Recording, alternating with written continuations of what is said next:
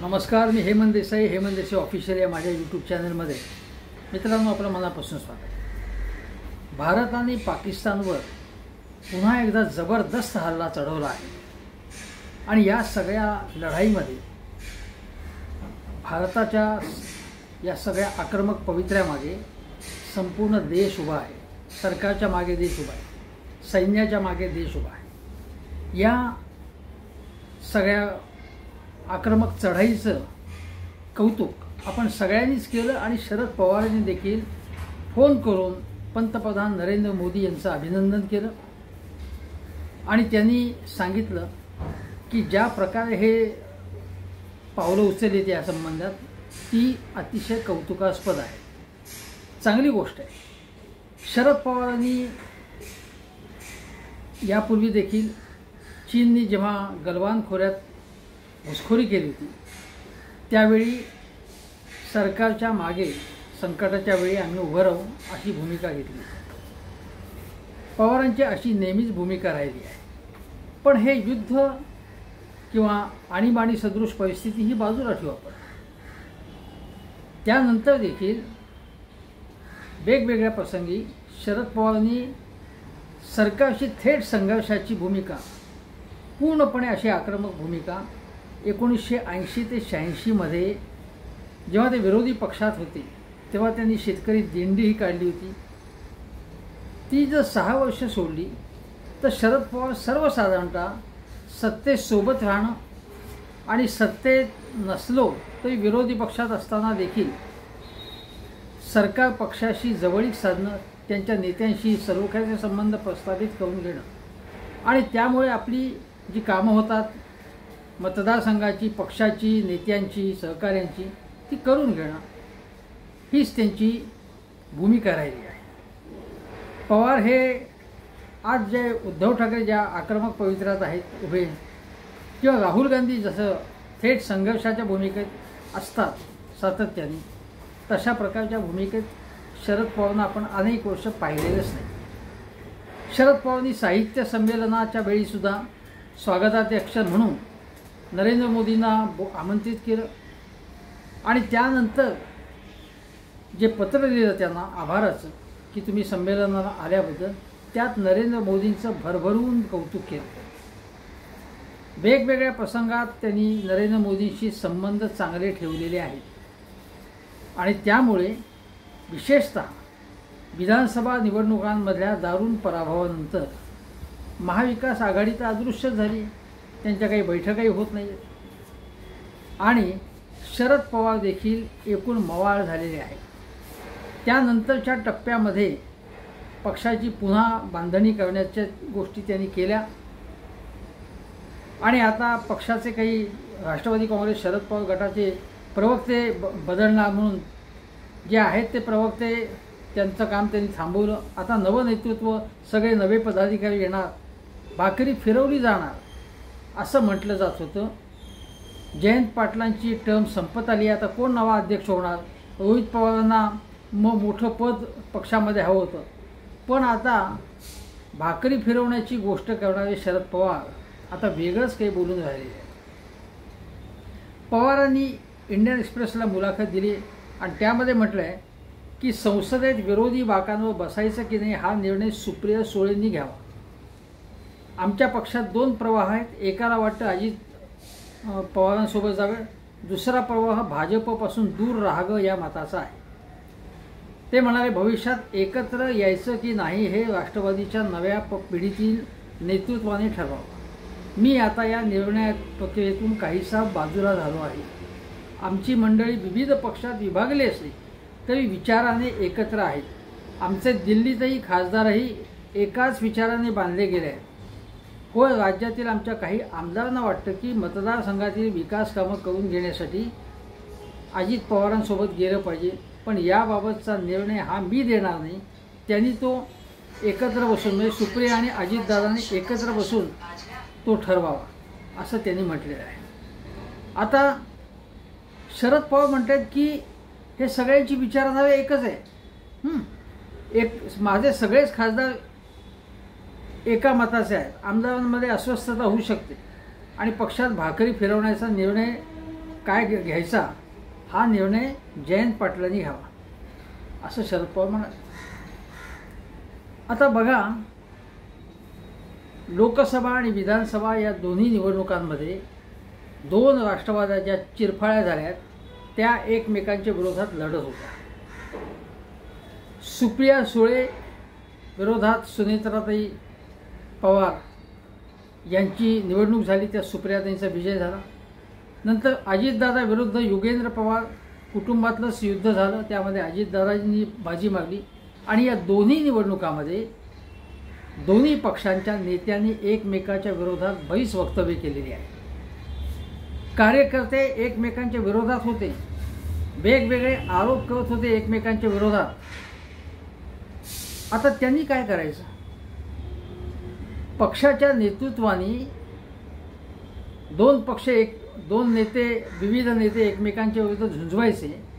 कार्यकर्त्यांनी आपापल्या नेत्यांच्या जय जयकाराच्या घोषणा द्यायच्या आणि विरोधी जो नेता किंवा विरोधी पक्षातल्या नेत्यांना लाखोली व्हायची, त्यांचा वाईटपणा घ्यायचा आणि मग शरद पवारांनी म्हणायचं की नाही तुम्हाला एकत्र यायचं तर या, काय करायचं ते करा. थोडक्यामध्ये मग पक्षाचं काय करायचं ते जयंत पाटलांनी ठरवावं, सुप्रियाताईंनी ठरवावं.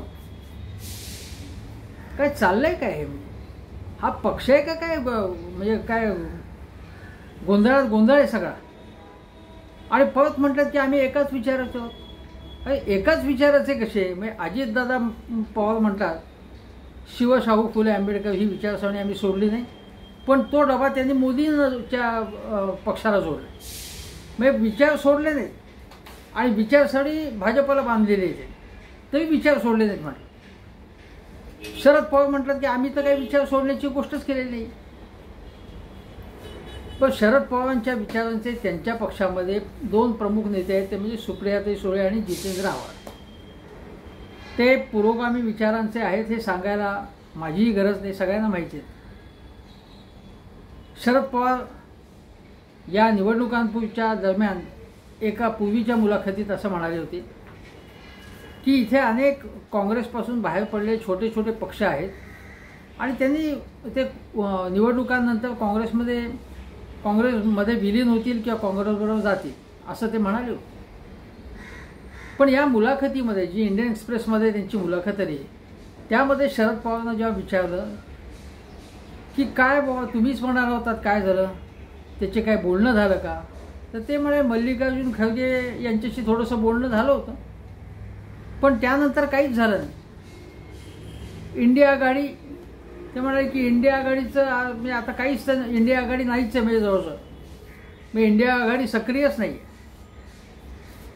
त्यांचा मल्लिकार्जुन खरगे वगळता म्हणजे मुख्यतः राहुल गांधींशी, सोनिया गांधींशी फारसा संबंध आता दिसत नाही.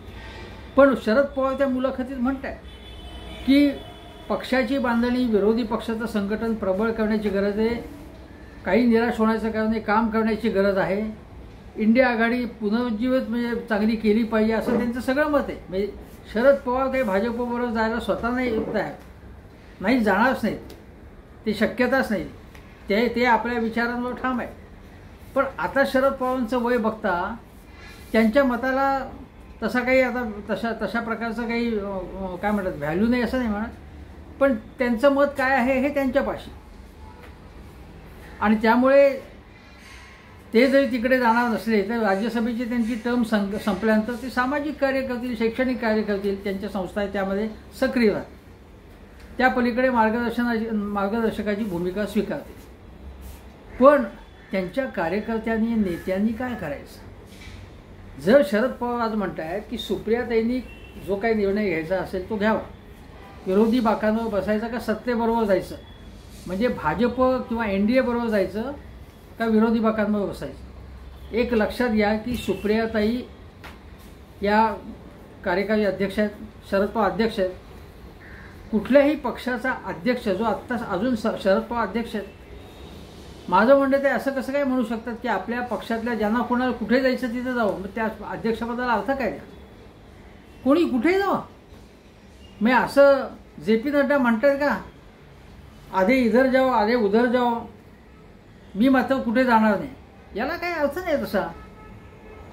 म्हणजे पवारांनी भूमिका घेतली पाहिजे ना.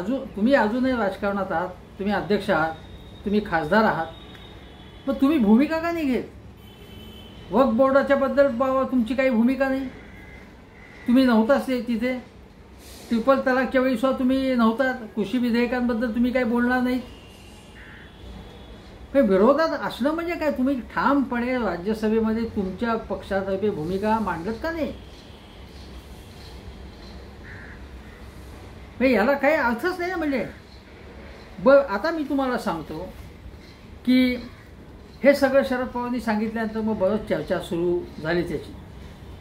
राष्ट्रवादी शरद पवार गटाचे प्रवक्ते विकास रावंडे यांनी काही दिवसांपूर्वी म्हटलं होतं माझ्या आठवणीप्रमाणे की हे दोन पक्ष एकत्र येण्याची काही शक्यता नाही, असं काही दिवसापूर्वीच म्हणाले होते.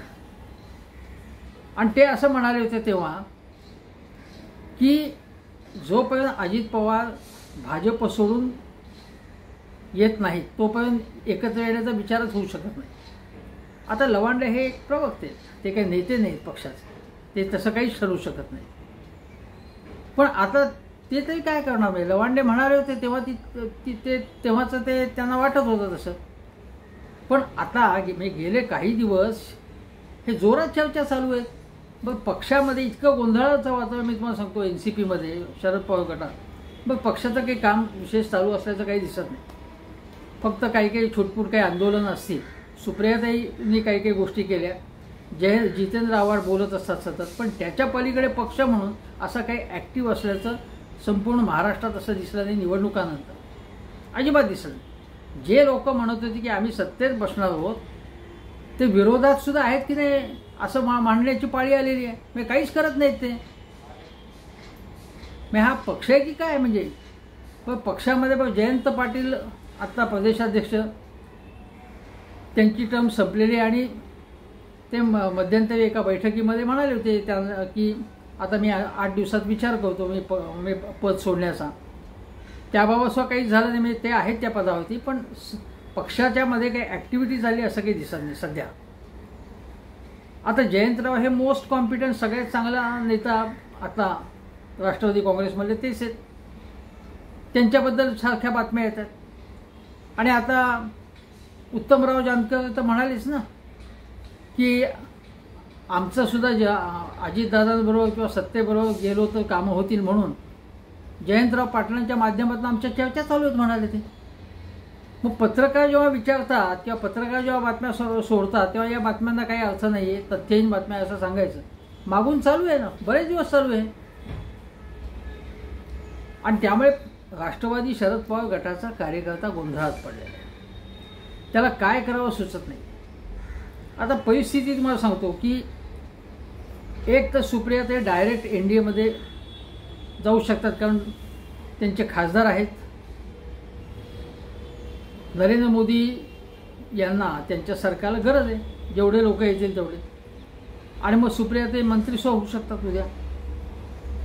किंवा हे अजितदादा आणि सुप्रियाता एकत्र येणं. पण सुप्रियाताईंना जर भाजपबरोबर जायचं नसेल आणि निर्णय त्यांच्यावरती सोपवला असेल, माझं म्हणणं असं आहे की शरद पवारने असंही म्हणणं बरोबर नाही की सुप्रियाताईंनी ठरवा, पक्षाने ठरवायला पाहिजे ना. एरवी शरद पवार नेहमी म्हणतात या अमुक तमुक गोष्टीचा निर्णय मी घेणार नाही, आम्ही सगळ्या नेत्यांबरोबर बसून ठरवू. मग हे सुप्रियाताई परस्पर ठरवते असं कसं काय म्हणतात? त्या जरी कार्यकारी अध्यक्ष असल्या तरी बाकी पक्षाच्या नेत्यांचं मत विचारायला घ्यायला नको, कार्यकर्त्यांचं मत विचारायला घ्यायला नको. मग त्या निर्णय घेतील. मग घरच्या लोकांचा पक्ष आहे का हा? आता अनेक नेते आहेत ना याच्यामध्ये. हे बरोबर आहे असं नाही, मला तरी काही पटलेलं आहे. आता तुम्हाला सांगतो की तटकरेंना यासंबंधी जेव्हा विचारलं तेव्हा तटकरे म्हणाले की मी आहे विशाखापट्टणमला. आणि ते म्हणाले की 2019मध्येच जर आम्ही एकत्र आलो असतो, म्हणजे अजितदादा आणि फडणवीस सरकार जेव्हा झालं तेव्हा शरद पवारांबरोबर सगळे लोक तेव्हाच एकत्र आले असते तर फार मोठं परिवर्तन, विकास झाला असता म्हणाले ते. आता विकास म्हणजे तटकऱ्यांना विकास महाराष्ट्राचा दिसतो का आपला आणि आपल्या चौकडीचा दिसतो हे मला माहीत नाही, पण विकास झाला असता असं ते म्हणाले. याचा अर्थ त्यांना असं म्हणायचं होतं की एकनाथ शिंदे वगैरेंची गरजच पडली नसती, मग धमालच केली असती आपण. मग कदाचित धमाल अशी झाली असती की 2019 नंतर आणखीन काही एखादा सिंचन घोटाळा तसा काय आणखीन एखादा पराक्रम झाला असतं की नाही मला माहीत नाही, पण तटकरे असं म्हणाले. त्यानंतर ते म्हणाले की मग तुमची चर्चा झाली का सुप्रियाताईंशी? तर माझी 2 वर्षात भेट नाही. लोकसभेमध्ये फक्त नमस्कार चमत्कार होता, त्याच्या पलीकडे भेट नाही. सुप्रियाताई आणि सुनील तटकरे यांच्यामध्ये सुद्धा कटुता आहे आणि ती जाहीर अनेकदा त्याचं जाहीरपणे की कटुता असल्याचं स्पष्ट झालेलं आहे. तो प्रश्न छगन भुजबळ म्हणाले की आम्हाला जर कोणी विनंती केली तर दोघांनाही अजितदादा, सुप्रियाताई आणि दोन्ही पक्ष एकत्र आणण्यामध्ये मी माझी भूमिका निभावेन. आता मी तुम्हाला काही जुन्या गोष्टी सांगतो. त्या अशा की शरद पवार काय म्हणाले होते बघा. 19 नोव्हेंबर 2024 रोजी ते म्हणाले की प्रत्येकाला कुठेही काम करण्याचा अधिकार आहे. म्हणजे अजितदादा तिकडे गेले जा, ठीक आहे, तुम्हाला जाण्याचा अधिकार आहे, पण विचारधारा वेगळी असेल तर काय? अजितदादांची जर विचारधारा शाहू फुले आंबेडकर आहे तर ते मनुवादी या भाजपबरोबर किंवा हिंदुत्ववादी भाजपबरोबर गेले कसे, असा शरद पवारांचा प्रश्न होता. पुढे ते म्हणतात की आम्ही कोणाशी संघर्ष करत होतो त्यांच्याच विरोधात दादा लढले. म्हणजे भाजपशी याच्या विरोधात दादा लढले, दादा किंवा आमचा पक्ष, आणि त्यांच्याच पंक्तीला जाऊन बसले. आता हे शरद पवार म्हणतात. म्हणजे शरद पवारांना अजितदादांनी भाजपवर जाणं आवडलेलं नाही. ते म्हणाले ही शुद्ध एक फसवणूक आहे. ज्यांच्यासोबत ते लोक गेले त्यांच्याशी आमचं असोसिएशन नाही, कारण आमची आयडिओलॉजी वेगळी आहे. कुणासोबत तुम्ही बसता, कुणाला तुम्ही ताकद देता, तुमचा फायदा कुणाला होतो हे बघायला पाहिजे, असं शरद पवार म्हणाले. मग जे शरद पवार तेव्हा असं म्हणत होते ते विधानसभा निवडणुकीतील पराभवानंतर काहींना असं वाटतं की सत्तेबरोबर गेली तर कामं होतील, मग त्यांना जे काय करायचं ते करू दे, असं कसं म्हणतात? त्यांनी याला विरोध करायला पाहिजे ना. ते म्हणाले पाहिजे शरद पवारांनी की माझा या गोष्टीला स्पष्ट विरोध आहे. कोणीही जाता कामा नये, अशा विचारधारेशी तडजोड करू नका तुम्ही. पण ज्याला जायचं ते जाऊ देत, काय करायचं ते करा. हा काय पवित्र आहे? याला काहीच अर्थ नाही ना. म्हणजे पुढे ते म्हणाले की आमच्या घरात सत्तेवरून मतभेद आहेत असं मोदी प्रचार सभेमध्ये एकदा म्हणाले. 4दा सुप्रिया निवडून आली, त्या ठिकाणी दादा आणि सुनेत्राचा दावा नव्हता. म्हणजे बारामती लोकसभा मतदारसंघ हा सुनेत्रा या सुप्रियाताईंचाच होता. त्याच्यावरती अजितदादा आणि सुनेत्राताईंचा दावा नव्हता. भांडण झाल्यानंतर मग त्यांनी दावा केला. हे आपण लक्षात घ्या. हे शरद पवार काय म्हणतात? सुप्रिया सुळेंना विधानसभेत रस नाही आहे, पंतप्रधानांनी जपून बोलावं असं ते म्हणाले. म्हणजे सुप्रिया आणि अजितदादा यांच्यामध्ये सत्तेवरून काही भांडण आहे असं बिलकुल नाही. असे खोटे आरोप पंतप्रधान पदावरच्या मोठ्या पदावरच्या व्यक्तींनी करू नयेत. त्यांनी आपलं खरं बोलावं आणि प्रतिष्ठा राखावी आपल्या पदाची, असं शरद पवार म्हणाले. ते शरद पवार आता नरेंद्र मोदींबद्दल खूपच मवाळ झाले. ठीक आहे, काही गोष्टींबद्दल, चांगल्या गोष्टींबद्दल जरूर कौतुक करा, पण शरद पवार अन्य गोष्टींबद्दल, चुकीच्या गोष्टींबद्दल कितीतरी मुद्दे आहेत ना. कुंभमेळ्यापासून अनेक मुद्दे, चेंगराचेंगरी, काहीही बोलले नाहीत पंतप्रधानांच्या विरोधात, सरकारच्या विरोधात काहीच बोलले नाहीत. विधानसभा निवडणुका झाल्यानंतर हे लक्षात. आता ते म्हणाले अजितदादांबद्दल प्रचार सभेत म्हणाले होते की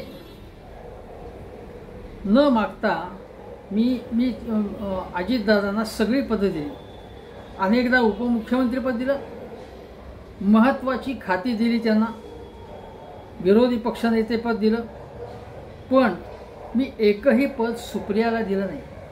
म्हणजे लोकसभेत खासदार झाले पण पद असं दिलं नाही सुप्रियाला. देऊ शकले असते ना शरद पवार म्हणाले ते. आणि आम्ही घर एकत्रच ठेवणार आहोत. पण तुम्हाला सांगतो शरद पवार असं म्हणाले होते की छत्रपती साखर कारखाना, माळेगाव शुगर, सोमेश्वर हे कारखाने किंवा दूध संघ असेल, खरेदी विक्री संघ असेल, हे सगळं त्यांनी त्यांच्या हातात होतं. ते सगळं अजितदादांच्या हातात ती सत्ता दिली. ते म्हणाले मला काहीच माहीत नाही, ते त्या सगळे अधिकार अजितदादांनी दिले. त्या अधिकाराच्या बळावरती अजितदादांनी आपली ताकद वाढवली, हे लक्षात घ्या. ज्याप्रमाणे उद्धव ठाकरेंनी एकनाथ शिंदेंना महत्त्वाची पदं दिली, त्याचा गैरफायदा घेऊन आपल्या मतदारसंघ किंवा आपले सगळे सवंगडी तयार केले, एकनाथ शिंदेने आपला एक ग्रुप तयार केला आणि उद्धव ठाकरेंच्या विरुद्ध शिमगा करायला सुरुवात केली, त्यांच्याशी गद्दारी केली. आणि हेच अजितदादांनी केलं. शरद पवारांनी एवढं दिवस शरद पवार म्हणे मी फक्त शिक्षण आणि शेती क्षेत्रातल्या ज्या संस्था आहेत त्याच माझ्याकडे ठेवल्या, कारण त्यामध्ये त्यांना व्यक्तिगत असे, कारण शरद पवारांचा दृष्टिकोन सामाजिक आहे आणि अजितदादांचा दृष्टिकोन आर्थिक आहे. प्रत्येक गोष्टीकडे कोणाला तरी उपकृत कसं करतो आपण याची संधीच ते शोधत असतात. सत्ता हवी असते ती लोकांना उपकृत करता येतं आपल्याला, आणि शिवाय विकास समृद्धी सगळं साधता येतं. सामाजिक दृष्टी अजितदादांकडे तशी नाही. पण शरद पवार म्हणाले की घर फोडण्याचं आम्हाला कोणी शिकवलं नाही, आणि ते म्हणाले की निवडणुकीच्या वेळी, लोकसभेच्या वेळी ते म्हणाले की भावना प्रधान होऊ नका. अजितदादा म्हणत होते डोळ्यात पाणी आणून कोणीतरी तुम्हाला भावना प्रदान करायला लावेल, म्हणजे शरद पवार, पण तुम्ही भावनेच्या ओघात जाऊ नका. म्हणजे त्यांना असं म्हणायचं होतं की सुप्रियाला मत न देता त्या सुनेत्रा ताईंनाच मत द्या, एवढंच त्यांना सांगायचं होतं. पण ते म्हणाले. आणि मग शरद पवारांनी विधानसभेच्या वेळी एका सभेत अजितदादांची नक्कल केली आणि ते म्हणाले की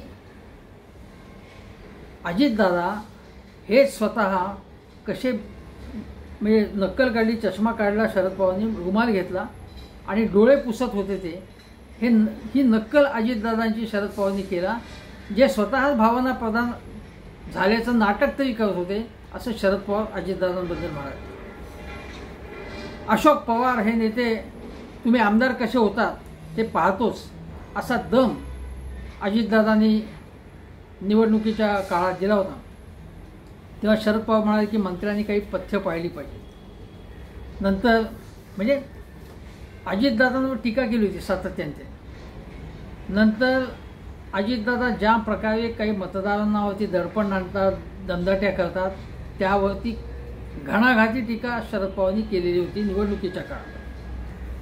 आता हे सगळं झाल्यावरती काही वेळा अजितदादांनी शरद पवारांवरती चुकीची टीका केली, वाईट प्रकारची पातळी सोडून टीका केली. आणि अजितदादा म्हणाले की पवारांनी देखील त्यांचं म्हणणं असं की हां म्हणजे वसंतदादांशी गद्दारी केली किंवा खंजीर खूप असतं. ते शरद पवार म्हणाले की मी अशा प्रकारची गोष्ट खंजीर खूप असणं वगैरे, तर त्यांनी ती भाषा नाकारलीच आहे. पण ते म्हणाले की यशवंतराव चव्हाण म्हणजे जे काँग्रेसचे नेते होते त्यांना विचारून, अंधारात नाही त्यांना विचारून आम्ही सगळ्यांनी ठरवलं होतं, जो घ्यायचा होता निर्णय तो घेतला, आणि त्यामुळे खंजीर वगैरे खूप असला नाही. त्यामुळे आपल्या कृतीचं समर्थन करण्यासाठी शरद पवारांनी तेच केलं, असं जे अजितदादा म्हणत होते त्याच्यावर शरद पवारांनी टीका केली, आणि ती योग्यच होती टीका. नंतर एकदा तर राजकारणामध्ये बालबुद्धी जे आहेत त्यांच्याबद्दल मी बोलू इच्छित नाही, असं अजितदादांनी टोला लागला होता शरद पवार. आबांवरती जेव्हा अजितदादा घसरले होते, पण म्हणजे आबा म्हणजे आर पाटील, त्यांच्यासाठी मी खूप केलं पण त्यांनी केसाने माझा कसा गळा कापला अशी टीका केली, तेव्हा शरद पवार चिडले आणि त्यांनी स्वच्छ प्रतिमेच्या नेत्याबद्दल अशा प्रकारचं वक्तव्य करणं चुकीचं आहे असंही शरद पवार म्हणाले. अजितदादांवरती सिंचन घोटाळ्याचे आरोप कुणी केले होते हे स्वतः अजितदादांनी लक्षात घ्यावं. म्हणजे ते फडणवीसांनीच केले होते आरोप, विनोद तावडेंनी केले होते, बाकीचे लोक करत होते रोजच्या रोज आरोप, त्यांच्याच मांडीला मांडी लावून तुम्ही बसलात हे शरद पवार सांगत होते यापूर्वी.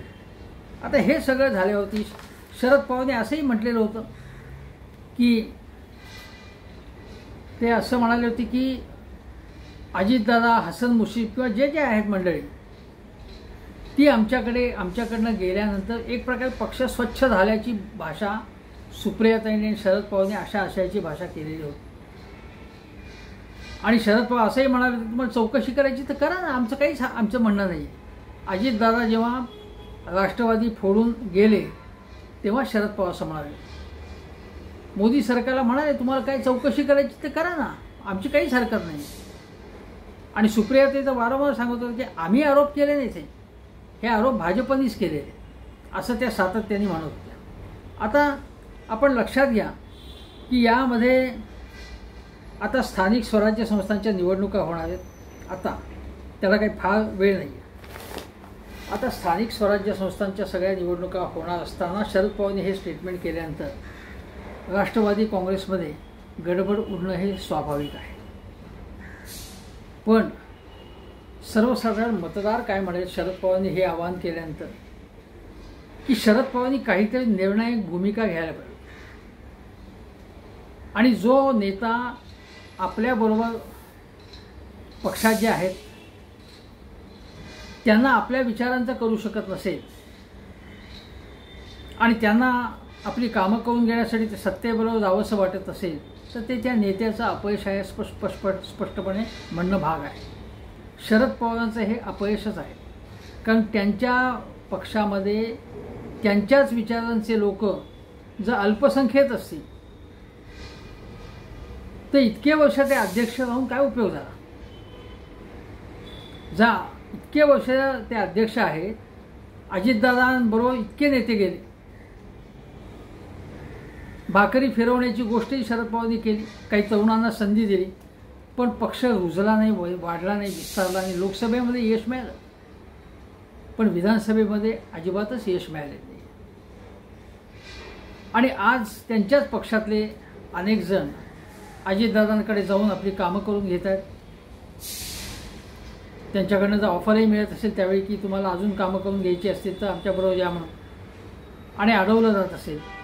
पण या पक्षामध्ये नेते सोडून जर सर्वसामान्य जे कार्यकर्ते आहेत ते लढाऊ विचारचेच नसतील, शाहू फुले आंबेडकरांचा विचार घेऊन जाऊन रस्त्यावरची लढाई लढत नसतील, आंदोलनं करत नसतील तर हा पक्ष काय, हा पक्ष राष्ट्रवादी हा सत्तावादी पक्षच म्हणावा लागेल. तसा तो होताच. पण त्यामध्ये काही जण तडफदारपणे काही अपवादाने आंदोलन करणारे होते ना, ते त्या आता पुण्यामध्ये समजा प्रशांत जगताप घ्या, हे जितेंद्र आव्हाड घ्या, मेहबूब शेख घ्या, विकास रवांदे घ्या, हे सगळे लढाऊ कार्यकर्ते आणि हे सगळे महाराष्ट्रात असे असतील ना कार्यकर्ते शरद पवारांना मानणारे. पण आता शरद पवारांनी अशा प्रकारे भूमिका घेतली, तुम्हाला काय करायचं ते करा, मी माझी भूमिका ठरवली आहे, मी माझ्या वाटेने जाणार. शरद पवारांची टर्म संपेल राज्यसभेची, उद्या ते पक्षाध्यक्ष नसले आणि सुप्रियाताईंनी जर संघटना वाढवण्याची जी जिद्द बाळगायला पाहिजे आणि ते काम करत आहेत, पण अजून तडफेने काम होणं आवश्यक आहे आणि त्यांचं लक्ष सगळं दिल्लीवरच असेल तर हा पक्ष वाढणार कसा महाराष्ट्रात. आणि माझं स्पष्ट म्हणणं असं आहे की ज्यांच्याशी तुम्ही दोन हात केले, मोदींशी किंवा महायुतीमध्ये असलेले जे पक्ष आहेत त्या सगळ्यांशी, त्यांना तुम्ही लाखोली वाहिली, त्यांच्या अनेक व्यवहारांबद्दल अनेक आरोप केले गेले प्रचाराच्या काळामध्ये, त्यांच्याबरोबर तुम्ही जाणार किंवा ज्यांना जायचं त्यांनी जावं असं म्हणणार. याला काय अर्थ काय. आणि पुन्हा तुमच्यावरती टीका करायची नाही असं होऊ शकत नाही. टीका करावीच लागेल याबाबत. राष्ट्रवादी काँग्रेस पक्ष ज्या पक्षाला 25 वर्ष होऊन गेलेली आहेत, त्या राष्ट्रवादी काँग्रेस पक्षाने महाराष्ट्राला काय दिलं 25 वर्षामध्ये, तर पटकन काय विचारतात, आर पाटलांसारखे जर काही नेते सोडले तर या पक्षाची प्रतिमा ही भ्रष्टवादी अशीच बनलेली आहे. हा सत्तावादी पक्ष आहे, हा तडजोडवादी पक्ष आहे, हा लबाड लोकांचा पक्ष आहे, हा कारस्थानी लोकांचा पक्ष आहे. या कारस्थानी लोकांनी शरद पवारांच्या विरुद्धच कारस्थान केलं किंवा शरद पवारांची विश्वासार्हता संपवण्याचा प्रयत्न पक्षातूनच झाला.